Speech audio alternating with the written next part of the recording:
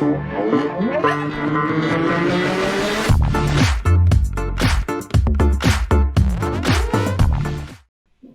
afternoon, everybody, and welcome to the Team Engineered podcast. My amazing host sitting next to me, well, virtually, is the wonderful Jade Green, and we are here to talk about teams, engineering your team or your engineering team. How are you today, Jade? I am way better than I was when we spoke at 6 a.m. this morning. Excellent. So the headache is lifted. The day is bright and sunny. It was rather dark there this morning. And generally, for a Friday afternoon, it's all going good. It is all going fantastic. I'm off to see my favorite band tonight for the first time in feels like forever that can go outside and do things. So I'm pretty excited today, and the sun came out. I'm happy. I feel like I should have jumped in the car and driven up there today so that we could go out. You know, it would have been a pretty epic night, I reckon. 100%. I don't understand. Like, you're probably going to miss it now, but... Now, of course, we are at the tail end of 6 weeks solid, and you're actually hanging off the back end of 7 weeks solid. So tonight's your first play night tonight, which should be a whole heap of fun. And of course, the whole idea for anyone that hasn't been on with us with the 6 weeks solid was to have a bit of a reset. You know, both Jade and I had sort of, you know, we'd slipped off the rails a little bit. We'd let a few things slide. And, you know, me being the corrupter, of course, was the cause of all of that. That's right. Carl the corrupter. And so as a part of the 6 week solid, and if you want to catch, we have a group. If you want to catch and run yourself through it at any time, just drop us a message wherever you might be listening and we'll get that into you. But what we were talking about in there was some books. And one of those books was The Hard Thing About Hard Things by Ben Horowitz. Yeah. Oof. Now, tough. 6 weeks was supposed to be hard. It was supposed to be hard. I didn't find it very hard. Surprisingly. I have to say I did. I'm feeling better for it. I don't think it was hard. The hard thing in the middle of it was my birthday and the kids wanting to share with me some stuff that's not super suitable to my diet. But you know, that's just how it goes. So I don't think it was particularly hard, but there was certainly some moments where, geez, I could just have one beer, or you know, I could just have one piece of cake with the kids, or you know, I could do something like that. Or I could just go to bed without doing my yoga, or without getting up or reading my pages. Getting up at 5 o'clock so I can do my 6 a.m. live. And of course, these are all habits that we're trying to embed and keep in place so that we can be at peak performance to lead our teams. And whether you want to lead a team, whether you are leading a team, or whether your team is yourself and just those few close people around you, you're still a leader no matter where you are in the world.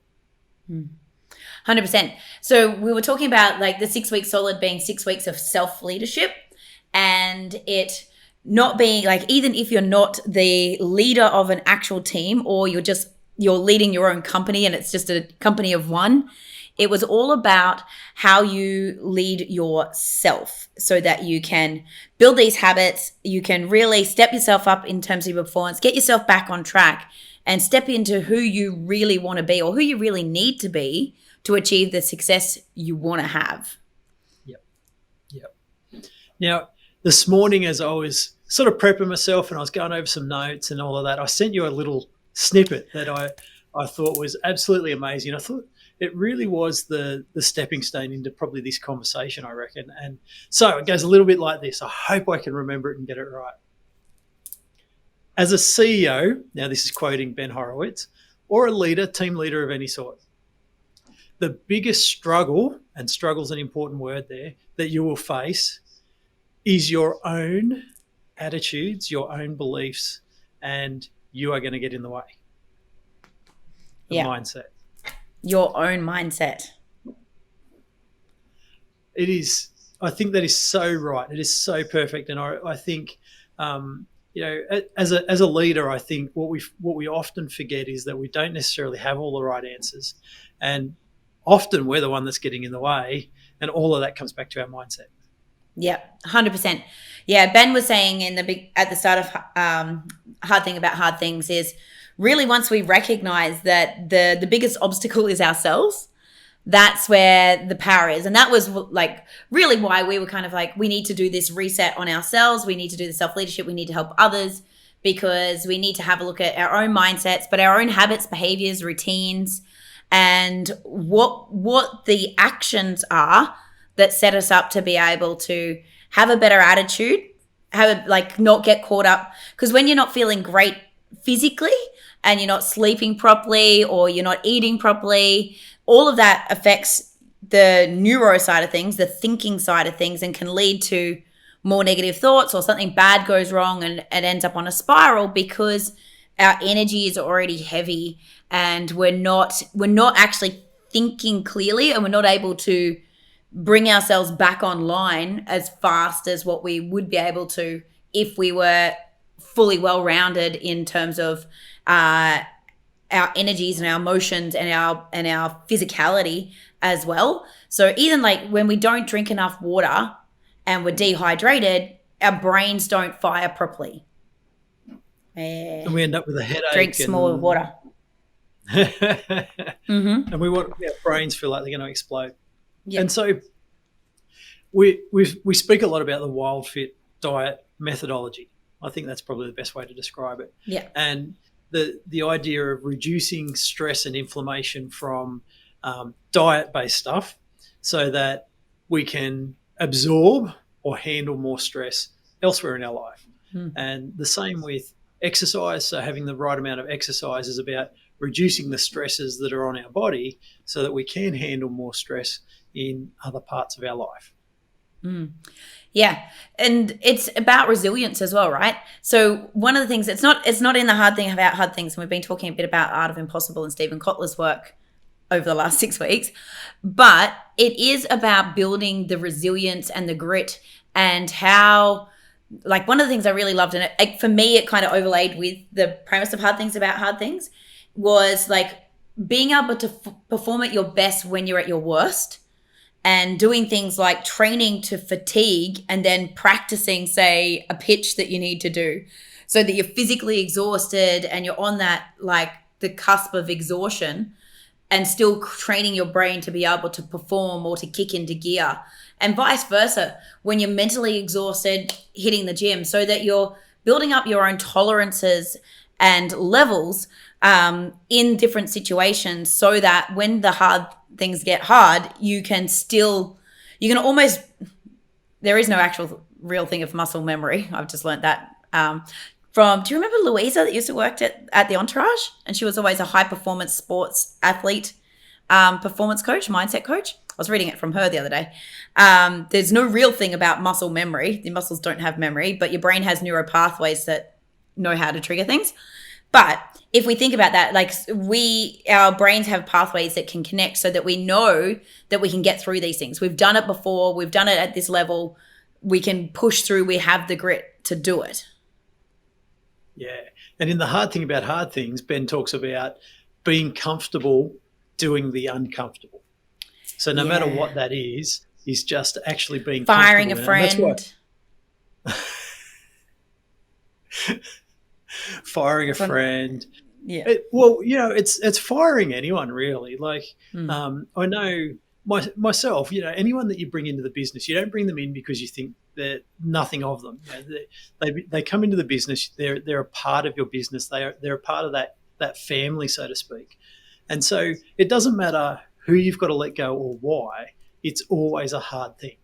Well, it should be anyway. It should be. But one of the things there is that he talks about getting comfortable with the uncomfortable, and that reminds me of Marissa Peer saying making the unfamiliar familiar.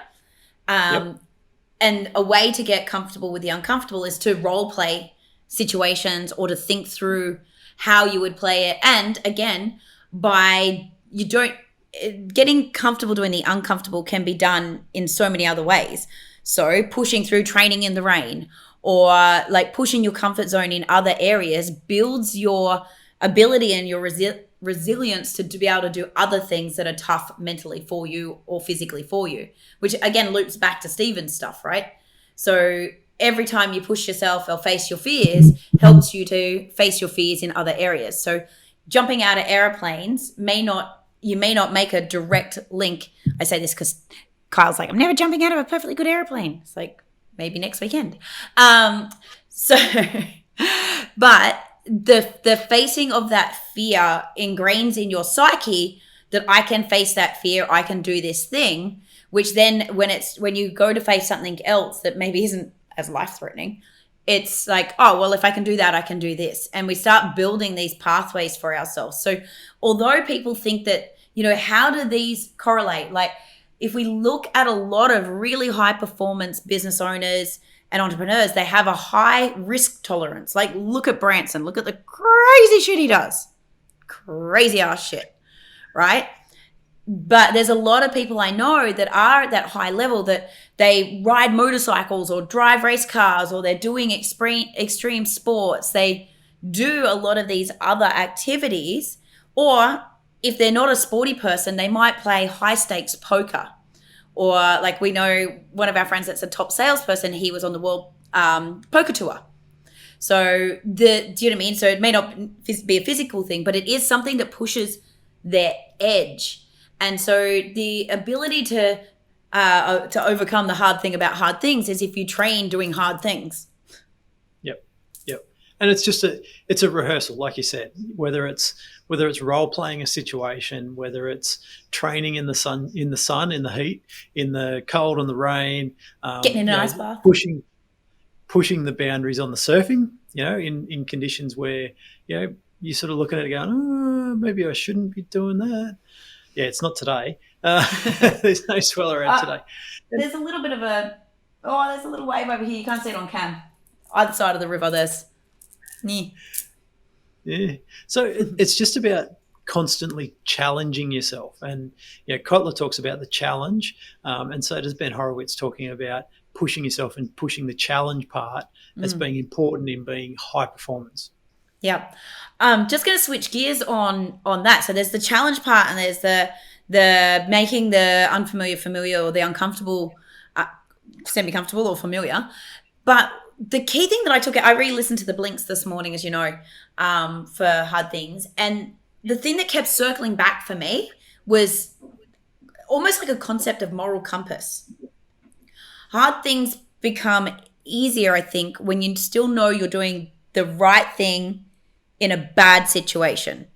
So letting people go, being open, honest, giving them a fair and reasonable severance package. Like I got let go once. I called them C words. I said you're a right bunch of C words before I walked out, because they knew they knew what damage they'd done. They knew what they'd done to the business, and they'd brought me back from another state to try and save it, and made me the bad guy having to fire people and knew that I turned down another opportunity. I'd been headhunted.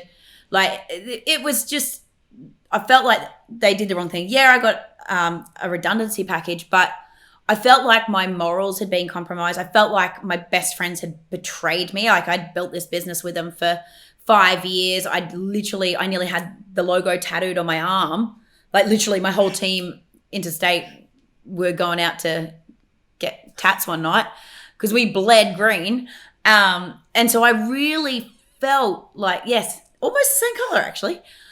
Like really felt like you guys have lied to me and done the wrong thing. Whereas if they'd been honest and said, okay, it's the GFC, we're fucked. We snorted all the money out of the business. We haven't paid any of our bills. No one's got their super for 2 years. And we need you to try and save it. Not that I wasn't busting my ass, but I just think if I could have communicated with some of the other leaders to do it, I would have taken a pay cut I'd kind of taken a pay cut, but I think there's more I would have done, or I would have said, do you know what? Let me on the phone to the suppliers. Let me see what I can do beyond. I just would have had a different level of commitment. And if it still ended poorly, at least I would have felt that I hadn't done the wrong thing and I hadn't been done by wrong diet myself. And so I think it's a really, I think that was the key thing that I took it out of the hard things is like, what's the moral compass? How can you make sure that even when shit sucks, you're open, honest, and transparent, and you're looking at what is the best case scenario in this scenario? How can I communicate openly? Like, if you're having cash flow problems, get on the phone and just tell the people rather than dodging them and skirting them or whatever.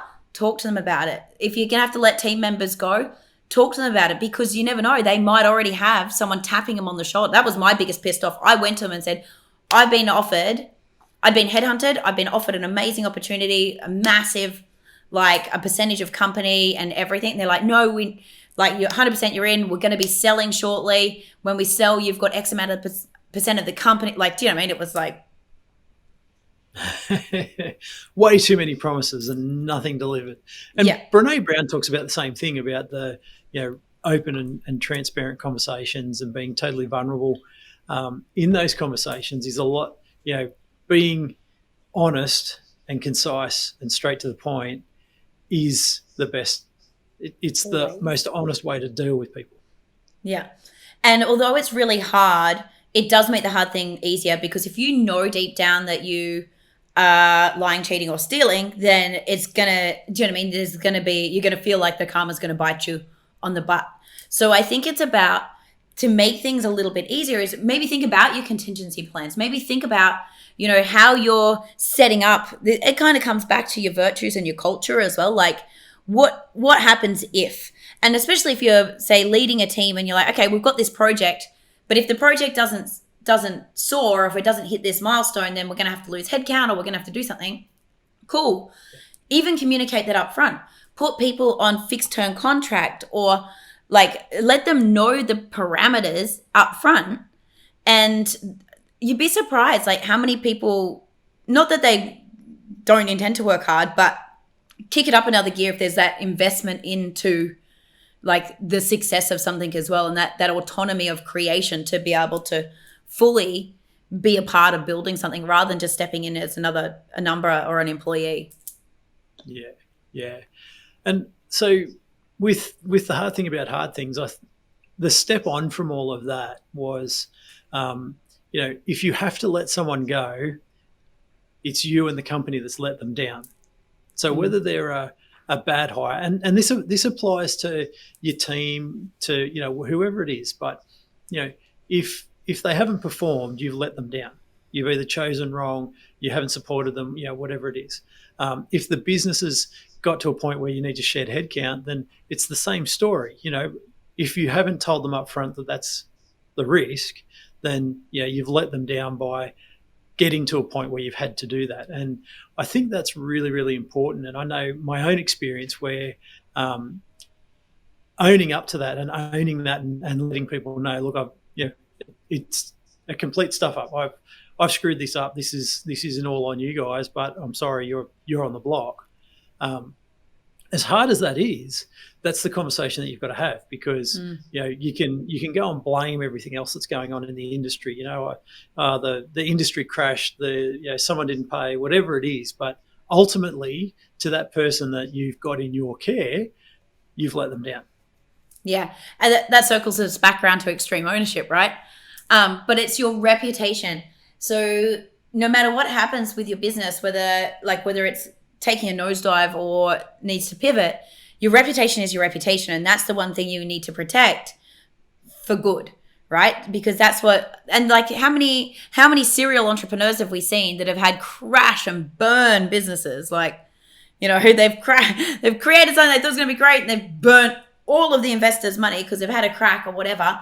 But when they've done it with integrity and they've managed the expectations and they've shown honesty and they've shown their learnings from it, even the investors that have just lost their dosh will come back through, because they know that person's going to fail forward. They know they're going to learn from the experiences, and they know they're not going to scapegoat anyone or lay the blame where it's not due. And so that's also how you get employees, coming back to you, or that you don't damage your employer brand in the marketplace, because it's really easy for someone to go, oh, it was because my sales manager was shit and my accountant didn't do that, or my bookkeeper didn't do that, and that person didn't do that, and try and blame everyone else for your failure. Well, guess what? You're the leader. You're the failure. Whoops. And that's one of the hard things, is that as the leader, you have to make hard decisions every day.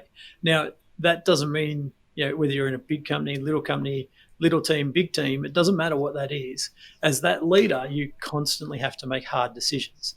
And it's just, sometimes you screw that up.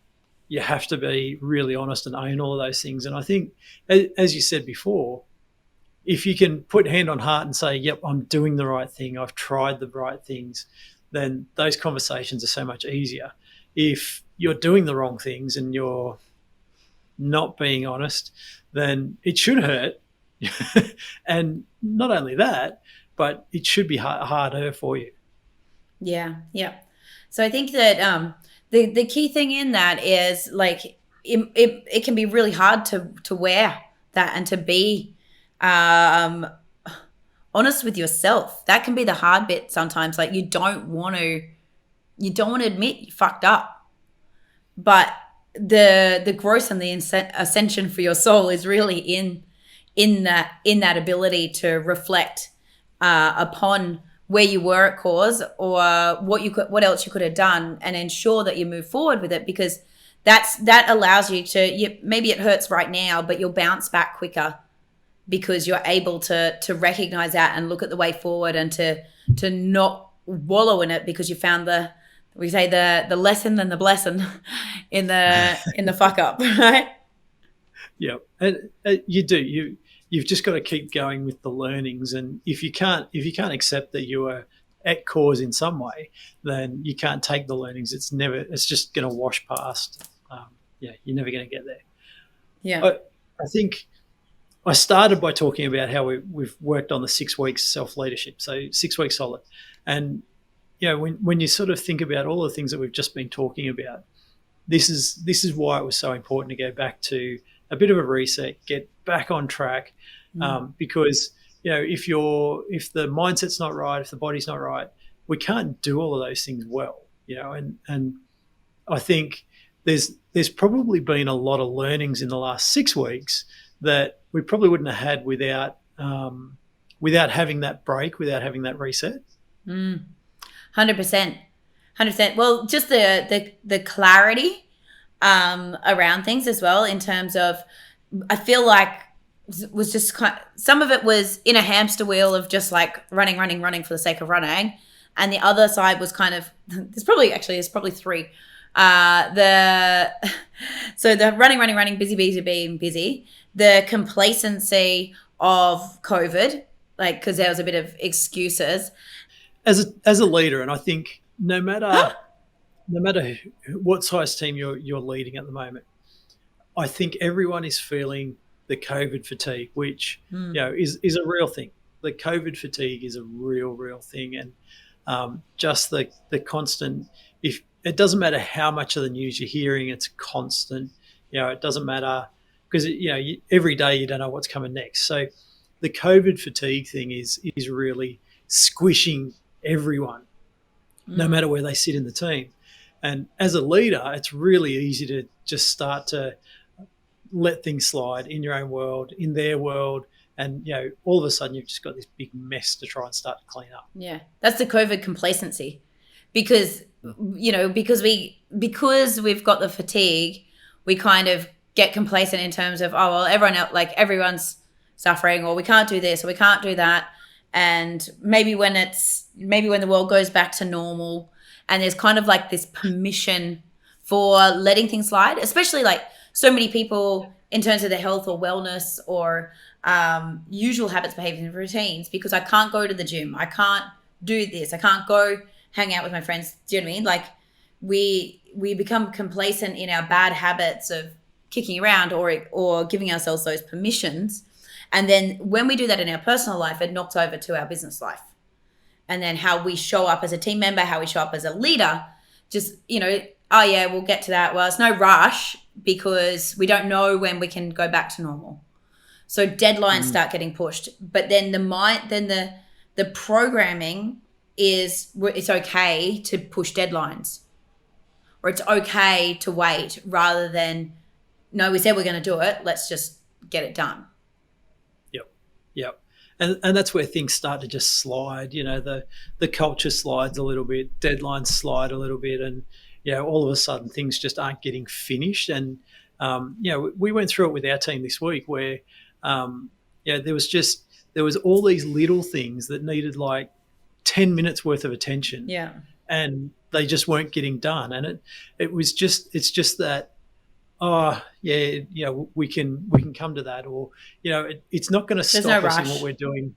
And there's a lot of that happening, and it's really, I totally get it. Like, not to criticize the team at all, because they're dealing with all of this COVID fatigue themselves. So, but I think it's really important to try and keep on top of those sorts of things with everyone in the team, and sort of, as much as it seems like you're being difficult with the team, everyone wants to get things done. Everyone wants to get the tick in the box to see things off the list. Yeah. So it's super important to, it's just 15 minutes. No, let's get on it, get it finished, get it off the list. Yeah. I think it's about getting us back in the habit of ticking the things off the list. Because we know people feel great when they do it, and we just got to help them get that mojo back and find that momentum again. And hand on heart, I'll take responsibility for a bit of that, because we changed dashboards and I kind of missed a few of the things that I would normally repeat, because I was trying to find efficiencies and run the meetings faster. We removed some of the stuff, and therefore kind of I dropped the ball on following them up. And then people knew that I wasn't kind of kicking their ass when deadlines weren't done. It actually says in my calendar now, 5 minutes before the meetings, it says, get the fluffy baseball bat. And look, we've got to sort of firstly say, we've got to quantify that the fluffy baseball bat is not intended to be a weapon of mass destruction, and the kick in the ass isn't meant to be a weapon of mass destruction. Our team is actually really, really good, and they get along really, really well, and they're getting shit done. It's just there's all of this noise that sort of, as you say, we've just sort of let things slip a little bit, and it was like there would have been half a dozen things that needed like 15 minutes of time, of attention. That's all they actually needed. And it's all done now that we've sort of brought it back to light and brought it to front of mind. And I think the important part of that is that everyone actually feels better because it's now done. So while that's a conversation that you sort of go, like, do I really need to bring this up? Like, how do I feel yuck about having to do this? But the good thing is that everyone actually wants that. They want to be accountable. They want to see things finished. They actually want to get it off the list. It's just that attention's been drawn elsewhere. Yeah, and I think honestly that was on me. That was me going, everyone's got so much stuff going on. They don't need me nagging them. But that was actually my job, was because some of it was just because it wasn't reminded. It wasn't on the dashboard. So there's so much other noise. And then maybe there was a little bit of reliance also that people knew that was going to be on there and you could follow it up and it'd be seen, and there was that process there. So I think there's a little bit of a message in there is don't stop doing what's working, like even when like with excuses or with COVID fatigue, like making sure that you need to adjust and you need to work with what's going on, but don't abandon things and give it excuses or give yourself the permissions, because that's kind of the hard thing about hard things. That's having that. It seemed like I didn't want to do the wrong, like I didn't want to be on their case when there's got so much other stuff going on. But actually, it would have been the thing that probably took away some of the energy hangovers. And so with kids, this is super important. This is the importance of boundaries and rules and routine. Is that while they might whinge, bitch and moan and complain and everything else about the rules, it's actually the stuff that makes them feel safe. It's what gives them comfort. Yeah. Was it Eric that I was talking about? I think it might have been Eric Edmeades I was talking to about this. That, maybe a bit of Eric and something I listened to from Dr. Shafali. That challenge skills balance comes into play as well with it, is that as kids are growing, like they want a challenge. They need to push a little bit, right? It's fun. Kids wrestle, like you want to push against something. So they need something to push against. And if you've got to decide what you want them to push against and still allow them to have the structure. Like they need the structure because, like you said, the 6 human needs, they need to feel safe and secure. Structure makes them feel safe and secure, but they also need that challenge skills balance, whether they're challenging and pushing to see where boundaries are, to keep the excitement, to find out where the edge is, and that gives a bit of the variety, right? So this is why the kids won't be listening. One of the reasons why I stand a hard line on the sugar or something, because if that's the one thing that they challenge me on, they don't challenge me on anything else. And we can play that game. I'm like, well, you've got your own money. You spend your money on the shit food. Well, if we get orange juice, will you pay for it? Yes, I will. But I can tell you right now, I think making that switch, we've stopped having silly arguments, like even about bedtime and different things, because they feel like they've got something to push against, and you give them a little win and they feel like they've got to win. And, it's just reframing and figuring out where the right balance is on those things for the mini humans. But everyone wants like some structure, some consistency is what creates the security. So when you take that away from your team, and especially if you've had structure and balance before, and you take that away, they may not even notice straight away, but they kind of start feeling like, wait, I don't know what's going to happen in that meeting. The uncertainty causes anxiety. And it can seem, so it can seem that we've got someone that hasn't got something done on time, for example. And, it can seem that it's the rest of the team getting offside about that.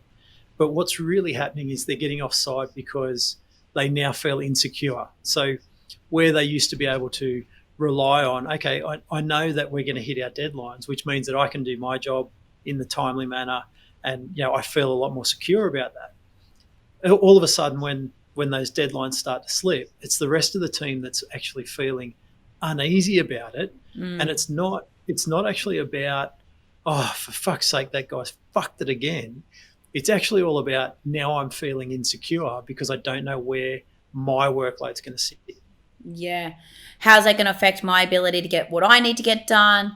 Am I going to be able to move to the next step? And it really is more around that feeling that's created of uncertainty or anxiety caused by uncertainty, because I don't know what's going to happen. I don't know that this is safe. I don't know that I can trust that I can move to my next step or do what I need to do. Yeah. And especially we talk a lot about the different profiles and the different, how people are. And it's really, really important for some of those, the tempo steel type guys and girls, I should say, that need those really, like we want to see things in their box, and we want to follow the rails, and and it does give a lot of anxiety when they can't get to the next step, even if it's not super important, because they've already, as much as a creator, we've gone, yeah, that's okay. We can push that to the future. What they've done is they've gone, but this is the line. This is the next this step. Is it. This is the next step, and the world falls apart. If we don't follow the structure, what else have we got in life? That's my seat. Like, that's my seat. That's where I sit. Yeah. But it what it's doing is it's not actually because they're upset with a person about what's happened. It's because they're unsettled and uncomfortable in where their next step is. Yeah. And the way that they need to process things. So like for Kyle and I, sometimes the structure and the lists seem a little bit constraining and boring, and calendar's not the boss of me. Yeah. Trello doesn't own my ass. ClickUp does. No, but do you know what I mean? We can feel like our creativity might be stifled, or my ability to pivot and find a new way could be like hampered if I've got to stay within these guidelines and these rules. Whereas for somebody else, it's like, well, if we don't follow the rules and the structure and the process, how's shit gonna get done? And both ways are right for each person. But do you know what I mean? Both people can get anxiety from the different pieces, but we know that discipline equals freedom. And even for us star creators, the discipline to do things and do it in a timely manner or in a structured way or on time does deliver us the freedom we desire, even if we're kind of saying fuck your system. Yeah. And it's true. You know, you've got to follow that. Ben also talks about the two types of leader. So the creative planning type person and the integration get shit done type person. And I actually disagree. Controversy. I actually disagree when he said that, you know, the best leaders are a combination of both. And I totally disagree. I am so glad you said that, because I was listening to that this morning as well. And I was like, I don't know how I sit on that. And because I really do believe in playing to your strengths, and I just don't understand why you can't have two leaders doing their geniuses in their areas. So I'm sort of on the same boat as you, because I was like, oh, that's a bit polar. Oh, how do I feel about that? How do I feel about that? So I'm so glad that you're on the same page. Go a little deeper on that, Kyle. Like, explain to the audience what he means by it and why. So the creative leader is the person that can join the dots, maybe not create the full plan, but come up with a plan or an idea, a concept, and put together the big picture stuff. So really, really big picture. So like a Whereas the integrators, the get shit doners, will take that idea and will join every single dot that has to happen. So every single step that's got to happen, they'll plan it out, they'll make it happen, and off they'll go. Yeah, the bits that, you know, I will happily admit that I am horrible at. Yeah. Well, the thing that was contradictory for me is he talks one thing about hiring people for their strengths, not their weaknesses, and kind of goes down the strength finder path, but then turns around and says, as a well-rounded CEO, that you need to be both and you need to work on the weaknesses. I'm like, no, I don't agree with that. If you're a creator, hire an integrator. And they don't need to lead in that way. They can lead, like, you can have someone that's leading as a visionary and someone who's leading as a technical, and vice versa, right? What I do agree with in principle, though, is a peacetime and a wartime CEO, just in a slightly different way that he does, because he's still talking about the marrying of those skills. I think peacetime and wartime CEO is mindset. And again, though, it's like which one of those leaders needs to come to the forefront. Like, if you're in a peacetime CEO, I think would lean more to your steal side, so more to your multiply side, where your wartime CEO would go more to your magnify and your blaze creator side, if I was to think about it. So opposite ends of the profile spectrums. So more creator star, supporter maybe, or for wartime, and more a Lord accumulator for a peacetime. Because, like, if we think about the winter season for peacetime, right? We've already got all of our stuff in place, and we're just like, we can tweak everything. We can really just make sure everything's fucking killing it, and we're turning up the dials on what's already working. Whereas I feel like in war times, you need that creator, you need that risk taker, you need that someone who's going to get up the front, and you need your people person who's going to put the fucking fire under people, to the blaze under them, to like send them out. Like, you need to Do you know what I mean? You've got to enroll. We talk about enrolling people in our mission so that they'll go to war with you. Like, you need your visionary, you need your people person to fucking fire the people up to get after it. Whereas I think in peace times, it's about what do we do with our systems and our processes, and how do we, like, you know, tweak it and dial it. I don't. No one wants to be a peacetime CEO. Shit. Right? Like, so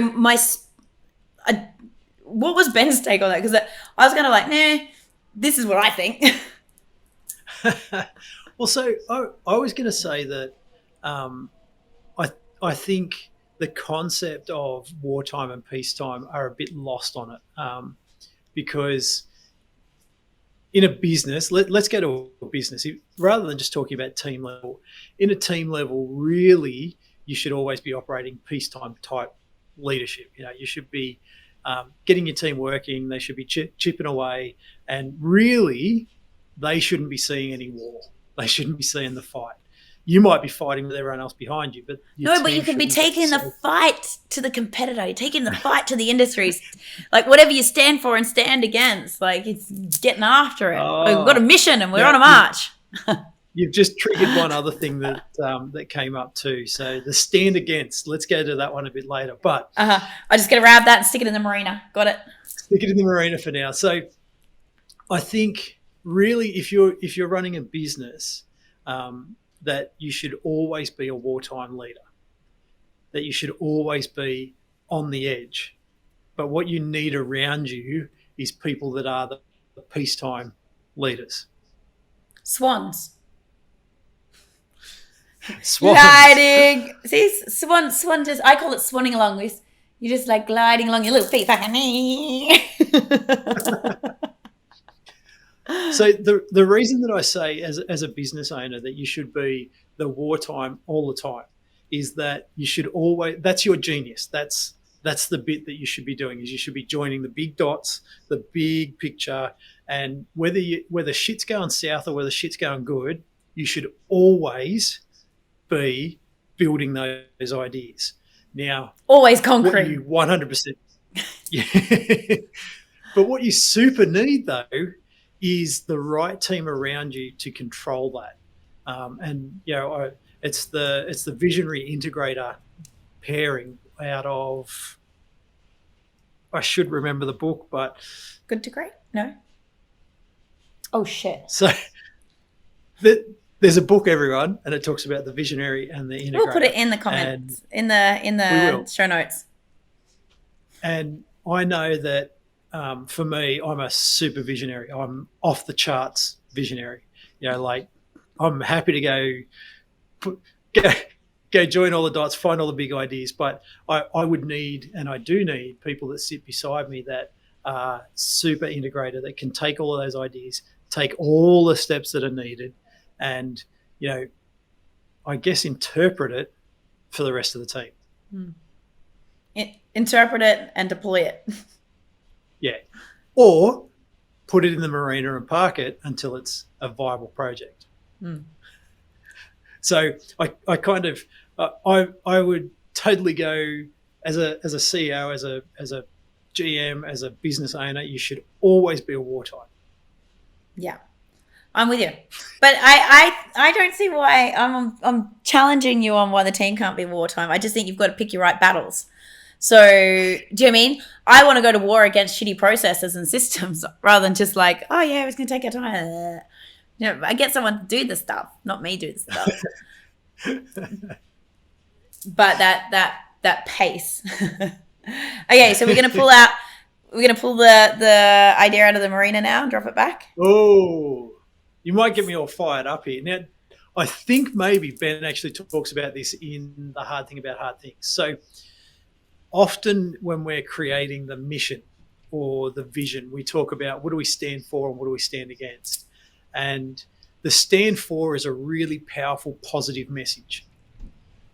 For me, the stand against is a really negative, and you're taking a negative concept and trying to turn it into a positive. Mm-hmm. So I don't like the idea of stand against. I think, as much as that's a motivator, I think that's a negative motivator and a negative energy to bring into a team. Whereas even if it's a reframe of it, then we bring a positive message in for a stand for. I love it. Do you want to give an example? Oh, so on the spot. I hate plastic in the world.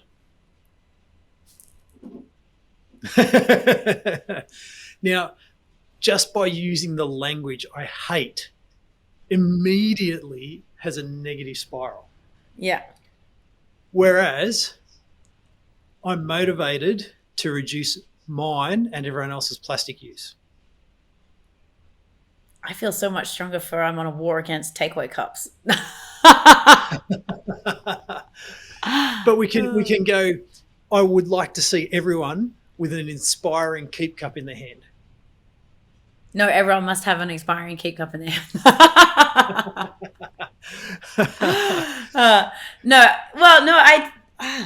I'm torn on this one because for personal side of things, in terms of I get really fired up against, and this is why when I lead virtues and values workshops, I do both stand for and stand against. Say, what do you stand for and what do you stand against? And then which one do you feel more passionately about?